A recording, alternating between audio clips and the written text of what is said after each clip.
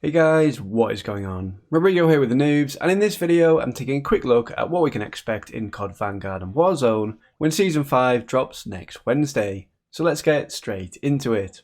Starting off with Warzone then, and we're getting a brand new limited time game mode known as Last Call. This mode is inspired by the multiplayer mode Search and Destroy, and you can choose to defend Caldera by defusing bombs around the island, or sabotage it by detonating the explosives at designated bomb sites. Depending on what you decide to do, you'll be able to see one of two different outcomes. So there is some instant replayability of this mode to see what can happen depending on if you try to defend or detonate the explosives. Mixed in with this LTM, the Caldera map has become awash with lava, and players will be able to see a volcano meter on screen, informing them of current volcanic activity and how much smoke is in the area.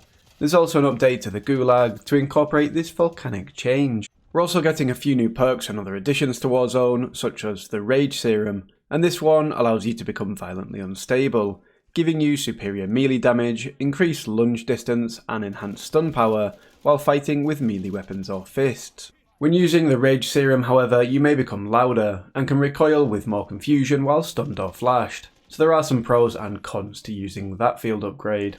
We'll also get a supply box UAV, which will mark the location of supply boxes for 15 seconds to help you obtain that extra loot. In addition, we'll get the personal supply box, which is a really rare crate which will enable you to pick your own loadout, and will also give you a big XP boost in the process. There'll be a Heroes vs Villains community event in Warzone 2, and as part of this you'll be able to collect tokens in any Warzone match for one of the two sides, which can then be used as discounts on faction bundles at buy stations. Moving on to zombies then, and we are getting one final round base map in the form of the Archon, but this does seem to be a bit of a copy and paste of the Terra Maledicta objective based map from earlier in Vanguard. There will however be a quest and a pretty significant boss fight, so it's probably worth jumping in just to try and complete those, and also to see what kind of mini Easter eggs the devs may have left lying around. Last, and in this case somewhat least, multiplayer, and we're again seeing some pretty minimal updates. We're essentially getting one new multiplayer map in the form of Beheaded, which sees you take to a war-torn Times Square in a small based map. Other than that, we'll get new weapons in the form of the EX-1, the Valois revolver and the RA-225. No comments on the World War II aspect of that first one. The last thing to cover is the new operators, and at the start of Season 5 we'll get Raul Menendez and Khaled Al-Assad.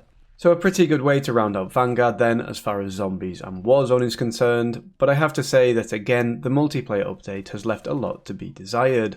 The Vanguard multiplayer has suffered from a lack of new multiplayer modes as part of previous updates, and we're not going to see a change to that here. There are of course additional items on the roadmap, such as the Rebirth Island Resurgence Supreme mode in Warzone, as well as the Fortress multiplayer map, but as you'll see from the roadmap, these are marked as in season, and so will come as part of the Season 5 Reloaded in around a month's time. But what do you think of the Season 5 roadmap, and what are you most excited to try when it drops next week? Season 5 will go live from 9 AM Pacific time or 5 PM UK time on Wednesday 24th of August. I'll also drop a link in the comments below to the Call of Duty blog, where you can read in a bit more detail about everything coming to Season 5 if you'd like to. Going forward, we'll be shifting our focus to Modern Warfare 2 and Warzone 2 as the release dates for those two games get closer, so be sure to click that subscribe button so you don't miss out on any of our future content.